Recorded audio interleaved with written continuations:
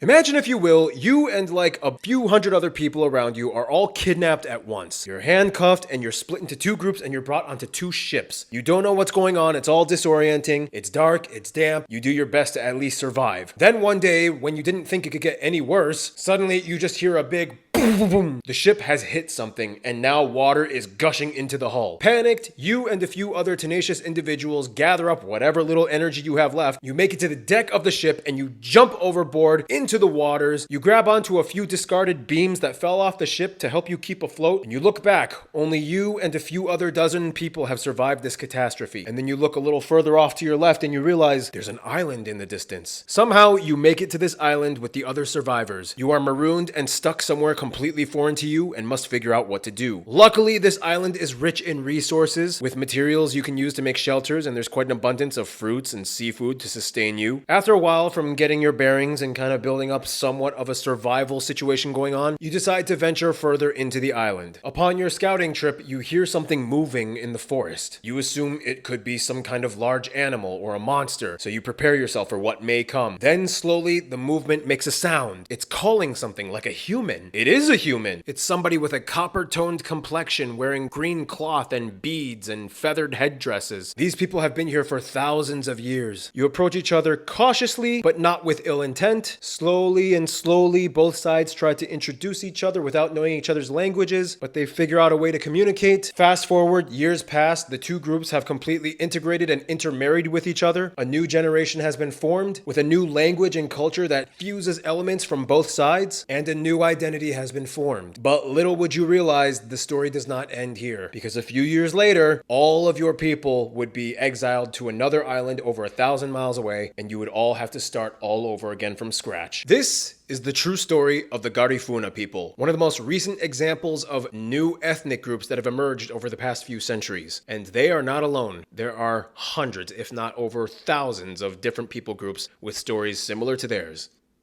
Let's have a Geogra talk. Oh hi, didn't see you there. I'm Barbs, your host, and in case if you were wondering about this mug, this is a Geography Now mug, of which it's fourth you can get at GeographyNow.com. Check out the website, there's a lot of cool merch there. We got t-shirts, we got drawstring bags, we got hoodies, and of course we got mugs like this you can get at the website. Get whatever you want, I don't care, it's your life. And as I always say, it's not selling out if it's your brand. So let's begin. Before the age of vast trade networks, most people on Earth used to stay kind of in one place and stick with their own people. You know, nothing wrong with that. I mean, it makes sense. People want to stick with the people and things that they know and are comfortable with. It makes sense. But over time, as populations grow, people move around and inevitably they meet and have interactions with other people. Sometimes these are good interactions, sometimes bad. But the point is, human history is always kind of sort of shifting and evolving into new dimensions and territories that were unforeseen. And no societal shift has seen more rapid transitions than the age of exploration around the 15th century. Suddenly you see people traveling further than ever before and encountering new things they had never seen before, and meeting new people they didn't even know existed. This was disputably one of the largest factors that played a role in reshaping the demographic makeup of this world. And because of that, today, hundreds, if not thousands, of new ethnic groups have been formed. Now, first, I just want to make a few distinctions, okay? Although a lot of these new ethnic groups are based off of the fusion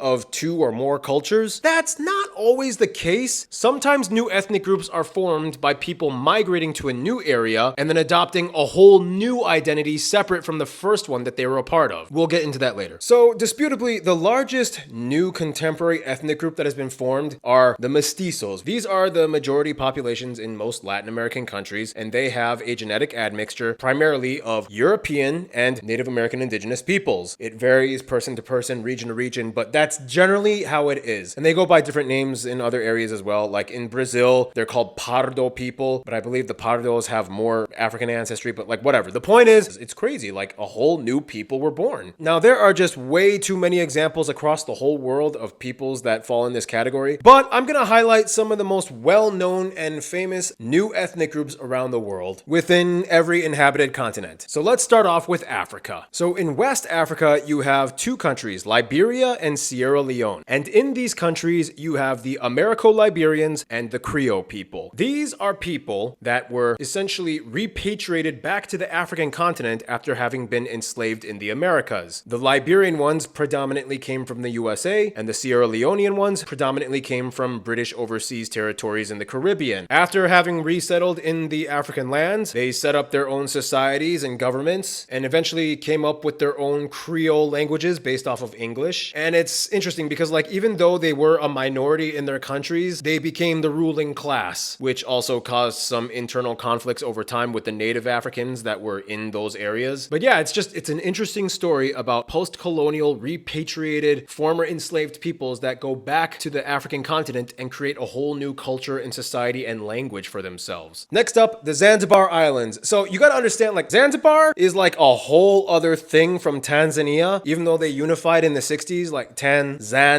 Zanzibar, that's why it's called Tanzania. But like, the Zanzibar Islands were basically the hub of the East African operations of the Omani Sultanate. So this place was like the core where all of the Arab and Persian and Indian sailors would come to trade and do whatever. So eventually over time, they mixed in with the East African Bantu population. And to this day, Zanzibari people have a completely separate culture and thing going on from the rest of Tanzania and East Africa. Of course, they speak Swahili, but even the Swahili language is heavily Arabic derived. Like, its estimates say like about a third of the Swahili language is Arabic. So yeah, Zanzibar. And speaking of islands, if you look at all the insular regions of Africa, the countries, Cape Verde, Sao Tome and Principe, Comoros, Mauritius, and Seychelles, 4 of them, excluding Comoros, were uninhabited prior to European discovery. So some people argue that these actually are legitimately European discoveries. So that meant, besides the Europeans, whomever they brought onto the islands would pretty much be the first inhabitants. And for the East African insular countries of Mauritius and Seychelles, besides the Europeans, the first people they brought in were enslaved peoples from East Africa, but then after slavery was abolished, they brought in Asians, mostly from India and Southeast Asia, and even a few Chinese people. So then over time, all of these people groups, mostly from Europe, Africa, and Asia, mixed in and created a whole new people group, kind of like the mestizos we talked about. Whereas for West Africa in Cape Verde and Sao Tome and Principe, it was mostly a mixture between Portuguese and West African. And they eventually developed their own Creole languages as well, mostly based off of English, French, or Portuguese. Even the guy, Nick, in my Mauritius episode, like, he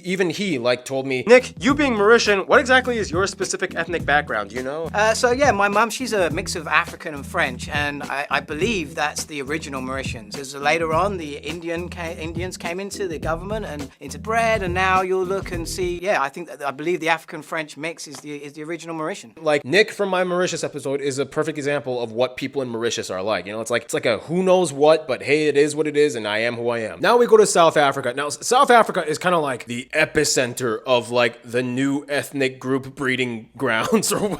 That sounds kind of messed up, but it's kind of true, okay? Now, the first and largest, most famous one you probably know of are the Afrikaners, okay? Now, this is not a fusion group. It's more of like a historical group that came in and created a whole new thing. Afrikaners are primarily of Dutch Boer descent. Historically, the Dutch came in and colonized parts of South Africa. All I know is that Afrikaners do not call them Dutch. They feel Africa as their home. They do not feel Dutch, do not call them Dutch. Their language, Afrikaans, is, for lack of a better term, an Africanized version of Dutch. Afrikaans. Ow! I hit my elbow.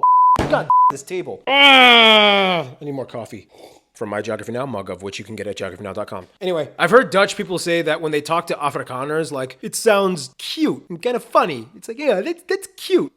That's what Dutch people told me. Anyway, next in South Africa, we have the colored community. I know, whenever South African people come to the USA, they're always kind of shocked when Americans are like so offended when they hear that word, like colored, because we have such a negative connotation with that word. But for them, no, it's an actual title for a people group. They are basically interracially mixed people, primarily between European and African, although a lot of times it also mixes in a little bit of Asian. Basically, the mixed people. They make up a huge like almost 10% of South Africa's population is colored. It's crazy. They primarily inhabit the western parts of the country, and usually they speak either English or Afrikaans. Even Trevor Noah is considered colored. Like, I think his mom was like Xhosa and his dad was Swiss or something. Anyway, now let's move on to some of the most notable new ethnic groups that have been formed in Asia. Now, for the first one, we go to Malaysia. Now, way before the Europeans even started doing things in Asia, China obviously had a foothold in many of the areas of what are now Southeast Asia. And the thing about Malaysia is that the entire western Malay peninsular side of the country lies on one of the absolute busiest maritime trade routes on earth, the Strait of Malacca. This very narrow body of water was an absolute hub meeting point where so many cultures across the world came and traded, thus brought in a lot of new influences to the area. And when the Chinese came in, a lot of them settled in on the west side of Malaysia's Malacca Strait coast. They intermarried with local Malay peoples and created a whole new thing called the Peranakan peoples. And you see Peranakan peoples spread throughout mostly Malaysia, Singapore, and basically they have a culture that fuses,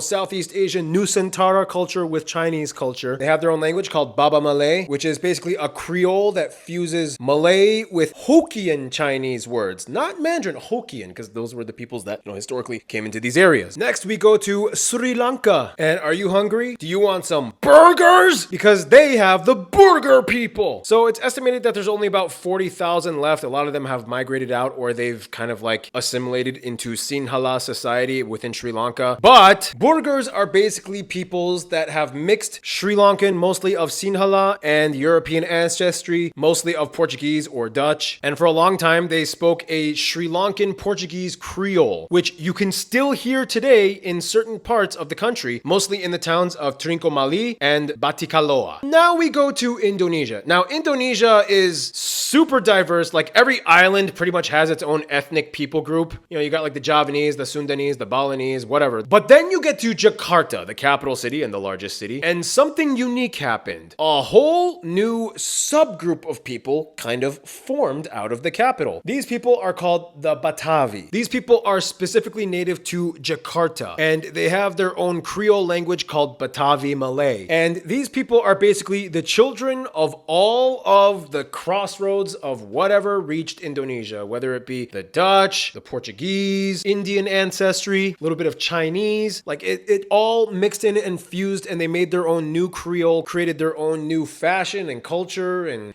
customs. It's unique. Now we get to India. India has a lot of these. I'm looking right here. There's a whole list. I can't even go through all of them, but I'm just going to say there's basically like three main subgroups that have the largest prevalence within India, okay? The first one is Arab/Muslim based. You have people like the Mapila and Biri people, sometimes called Biari. They are people with mixed ancestry between Arab and predominantly Malayalam in the state of Kerala and Karnataka.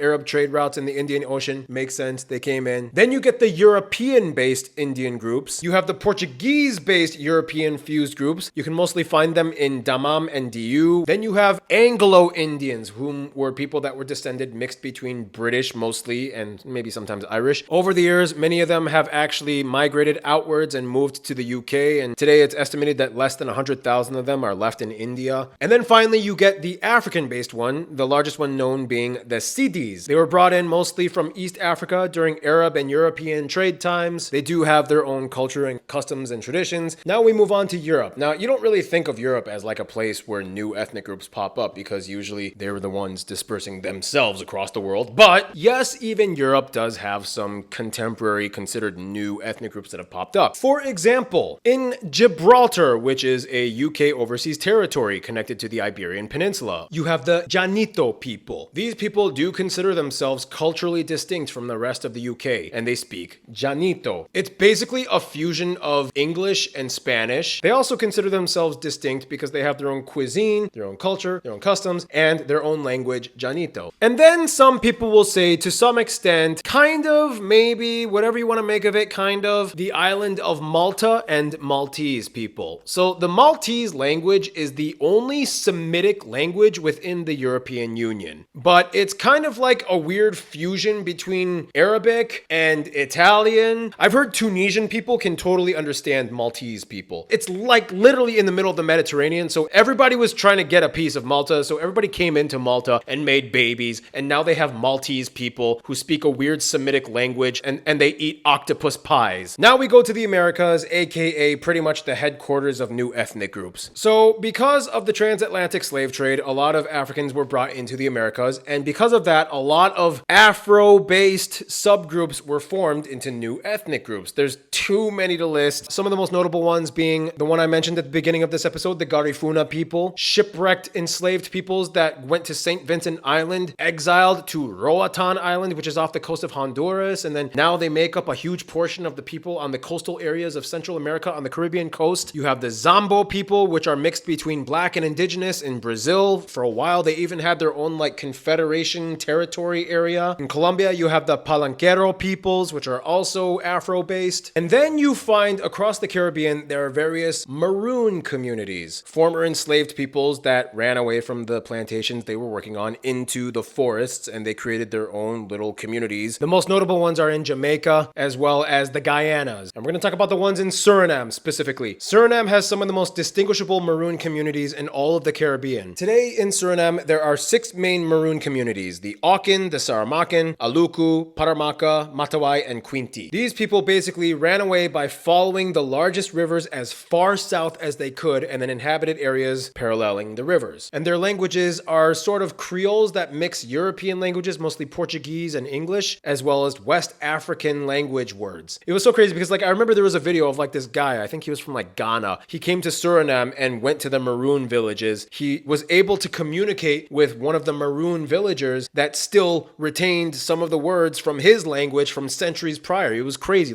He was able to have a little bit of a conversation with this guy. And he was crying. He's like, "Oh, even after all these centuries, you retained the words of my people. Oh, you are the lost children of the West Africa." It was a beautiful video. I don't know, but it was crazy. Now let's go to North America, starting with my home country, the USA. But let's just talk about the most notable, famous one, okay? If you go down south, primarily in the state of Louisiana, you will find the Cajuns and the Creoles, whom are a Francophone or French-speaking community. They can understand each other, basically. Long story short, Cajun people are basically the descendants of people that were exiled from Acadia in Canada, brought all the way down to Louisiana, back when Louisiana was French territory, and they were like, okay, figure out how to survive in this swamp. And that's how Cajun culture was basically formed. And now they deep fry alligator tail and make amazing po' boy sandwiches and play the accordion and all that stuff. Whereas Creole people are basically the mixed descendants between French and black people, and they have a whole separate French Creole language that goes along. The Creole and Cajun people, they piggyback off of each other. What unites them together the best is the fact that for a long time, they had their languages suppressed by the American education system. So what you have essentially with Cajun and Creole people is an entire generation of people, mostly I think it was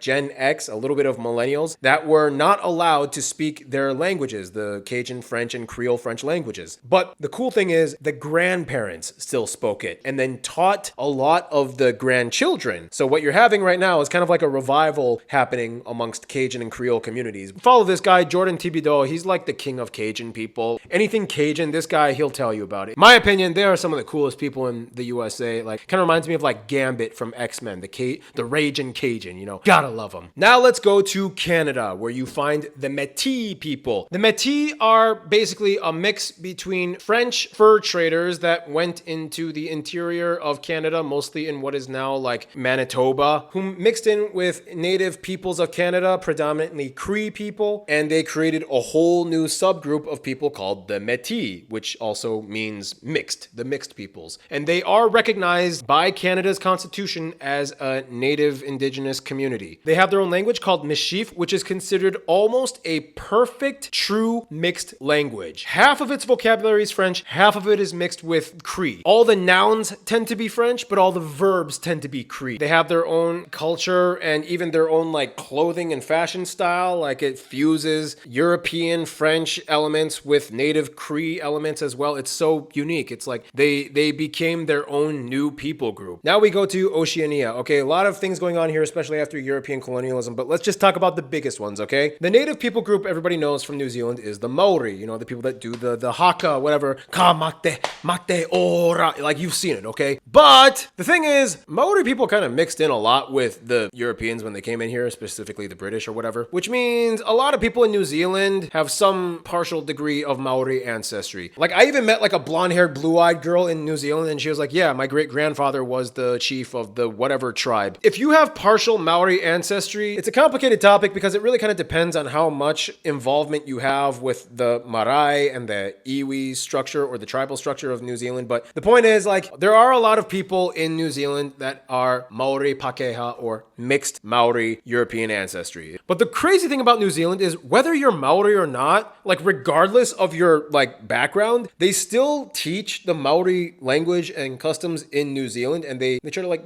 sustain them within society. It's pretty crazy. Like, it doesn't matter who you are, everybody learns the haka, everybody learns, some Maori, everybody. It's like it's a respected thing in New Zealand, and that's kind of cool. Next one, Indo-Fijians. Basically, at the end of the 19th, early 20th centuries, a ton of people from India were brought over to the islands of Fiji. And from there, they evolved into a completely separate thing from the rest of mainland India. First of all, they speak Fijian Hindi, which is basically a complete fusion of like a ton of North Indian languages like Bhojpuri and Awadhi, but then it also mixes in some Telugu and Tamil from the south part of India, but then it also includes some Fijian and English words. They also have their own unique Indo-Fijian cuisine, which includes things like roti and curry, but with cassava. And just overall, they've really adopted kind of that Pacific Islander mentality and culture, which really distinguishes them apart from their cousins in India. And finally, Hawaii. I know Hawaii is a US state, but I included it in Oceania because Hawaii is geographically part of Polynesia. So this is interesting. Okay, so Hawaii obviously has Hawaiian people, but it also has the highest population per capita of Asians in the USA. And ineth sucheth, a lot of the Asians intermixed with non-Asian peoples in Hawaii. And thuseth created a whole new community of people called the Hapas, or half-Asian peoples. Hapa, first of all, is the word for half in Hawaiian, and sometimes these people are called Hapa Haoles, or half foreigners. It's basically anybody who is half Asian. It could be anything, Chinese, Japanese, Koreans, whatever. Half Asian community, predominantly either in Hawaii or the USA. And this is where I kind of want to make a little bit of a distinction, because in the USA, there are two main categories of half Asian peoples. You have the Hapas, which are usually associated with Hawaii, and then you have Amerasians. This is why I'm wearing this shirt right here. Amerasians, peoples that are descended primarily from American soldiers that were stationed in American bases in Asia and then mixed in with Asian locals and then brought back to the United States. My parents both are Amerasians. They were born between American soldiers in the Korean War with Korean women, and then my parents met each other and then I popped out. So I am a second generation Amerasian. The tricky thing is, like, sometimes Amerasians and Hapas, they interchangeably use each other's titles. And for a while before he passed away, my dad was actually the president of the Hanmi Amerasian Association of the USA, the half Korean Americans that were born out of the Korean War. I guess our predominant language was Konglish. We spoke like a weird mix of Korean and English, and today I'm kind of the byproduct of that. But for what it's worth, like, even though I'm kind of happy to be part of a kind of known community of new ethnic peoples, like, I don't really try to make that the crux of my identity. I don't know, like, I find more of my identity in the fact that, like, I like doing YouTube videos, and I like traveling, and I like meeting new people that I've never met before, and